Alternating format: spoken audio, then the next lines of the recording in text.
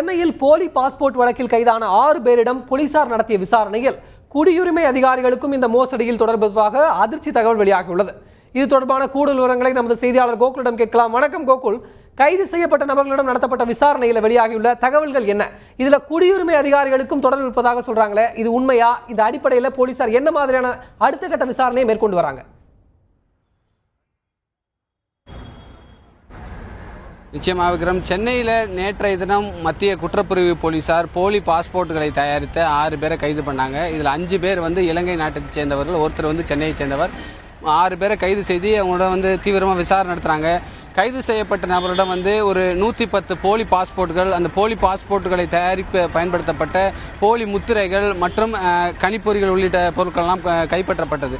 மேலும் இதில் கைது செய்யப்பட்ட முக்கிய குற்றவாளியான கிருஷ்ணமூர்த்தி என்பவரிடம் போலீசார் தீவிரமாக விசாரணை நடத்துகிறாங்க. ஏன்னா கிருஷ்ணமூர்த்தி ஏற்கனவே 2 முறை போலி பாஸ்போர்ட் வழக்கில் கைது செய்யப்பட்டு குண்டர் தடுப்பு சட்டத்தின் கீழமும் ஏற்கனவே சிறையில் இருந்துள்ளார். தற்பொழுது கைது செய்யப்பட்ட நபரிடமும் அவரிடம் கிருஷ்ணமூர்த்தியிட்ட தீவிரமாக மத்திய குற்றப்பிரிவு போலீசார் விசாரணை நடத்தினதில் 200க்கும் மேற்பட்ட நபர்களை 53 நாடுகளுக்கு, குறிப்பாக ஐரோப்பிய நாடுகளுக்கு அதிக அளவில் போலி பாஸ்போர்ட்டுகளை தயாரித்து அனுப்பியிருப்பதாகவும், போலி பாஸ்போர்ட்டுக்கு மட்டும், அதாவது காலாவதியான பாஸ்போர்ட் இருக்குல்ல, அந்த பாஸ்போர்ட்டை வாங்கி இவங்க போலி பாஸ்போர்ட் தயாரித்திருப்பதாகவும், அதன் பின்பு விசா அப்ளை பண்ணி அவங்கள சுற்றுலா விசாவில் இதுவரை 200க்கும் மேற்பட்டோரை 53 நாடுகளுக்கு அனுப்பியிருப்பதாக விசாரணையில் வாக்குமூலத்தில் தெரிவிச்சிருக்காரு. இதற்காக பல லட்சம் ரூபாய் பெற்றுக்கொண்டிருப்பதாகவும், அதில் இலங்கையைச் சேர்ந்த தமிழர்களை அதிக அளவில் அனுப்பியிருப்பதாகவும் விசாரணையில் தெரிவிச்சிருக்காரு.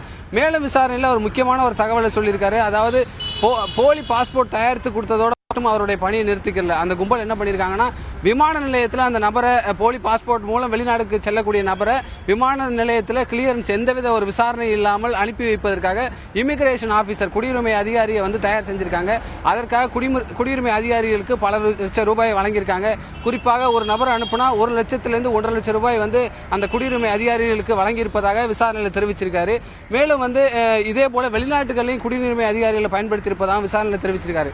ஆகவே அந்த கிருஷ்ணமூர்த்தி உள்ளிட்ட அந்த கும்பலை தற்பொழுது மத்திய குற்றப்பிரிவு போலீசார் போலீஸ் காவலில் எடுத்து விசாரிக்க முடிவு செஞ்சிருக்காங்க. ஏன்னா இந்த போலி பாஸ்போர்ட் வழக்கில் தேடப்படும் குற்றவாளிகள் ஏதாவது வெளிநாடுகளுக்கு தப்பி ஓடி இருக்கிறார்களா, ஏற்கனவே குற்ற வழக்கில் பாஸ்போர்ட்டுகள் முடக்கி வைக்கப்பட்டிருக்கக்கூடிய நபர்கள் போலி பாஸ்போர்ட்டுகள் மூலம் வெளிநாடுகளுக்கு போயிருக்காங்களா, வேறு யாரெல்லாம் வெளிநாடுகளுக்கு இலங்கை தமிழர்கள் மட்டும்தான் போயிருக்காங்களா, அல்லது வேறு வெளிநாட்டை சேர்ந்தவர்கள் வெளிநாடுகளுக்கு போயிருக்காங்களா, எந்தெந்த நாடுகளுக்கு போயிருக்காங்க என்பது குறித்து விசாரணை நடத்த இந்த கிருஷ்ணமூர்த்தி உள்ளிட்ட நபர்களை போலீஸ் காவலில் எடுத்து விசாரிக்க முடிவு செஞ்சிருக்காங்க. விக்ரம், கோகுல், இப்போ போலி பாஸ்போர்ட் மூலமா வெளிநாடு சென்றவர்கள் மீது என்ன மாதிரியான நடவடிக்கை எடுப்பாங்க?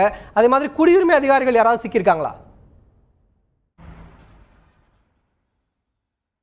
நிச்சயமாக, அதாவது மத்திய குற்றப்பிரிவு போலீஸார் இதற்கென்றே ஒரு தனி டீம் ஃபார்ம் பண்ணியிருக்காங்க. குடியுரிமை அதிகாரிகள் யார் யார் என்ற விவரம் சரியான விவரம் இது வரைக்கும் போலீஸாருக்கு தெரியல. ஏன்னா விசாரணையில் அந்த வாக்குமூலத்தில் மட்டும்தான் அவங்க சொல்லியிருக்காங்க.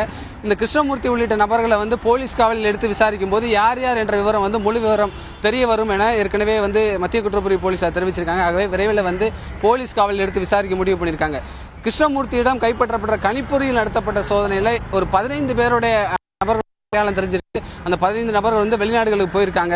அவங்க எந்த நாட்டுக்கு போயிருக்காங்க, அவங்க யார் யார் என்ற விவரம் தெரியல. யார் யாருங்கிற அடையாளம் மட்டும் கண்டுபிடிச்சிருக்காங்க. எந்த நாடுகளுக்கு போயிருக்காங்க, எப்போ போனாங்க என்ற முழு விவரமும் இது வரைக்கும் காவல்துறைக்கு தெரியல. ஆகவே போலீஸ் காவலில் எடுத்து விசாரிச்சதுக்கு பின்பு தான் முழு விசாரணையில் எந்தெந்த குடியுரிமை அதிகாரிகளுக்கு இதில் தொடர்பு இருக்கு, வெளிநாடுகளுக்கு யார் யாரெல்லாம் போயிருக்காங்க, குறிப்பாக தேடப்படும் குற்றவாளிகளோ குற்றம் சுமத்தப்பட்ட குற்றவாளிகளோ தப்பி ஓடி இருக்காங்களா என்ற முழு விவரம் தெரிய வரும். விக்ரம்.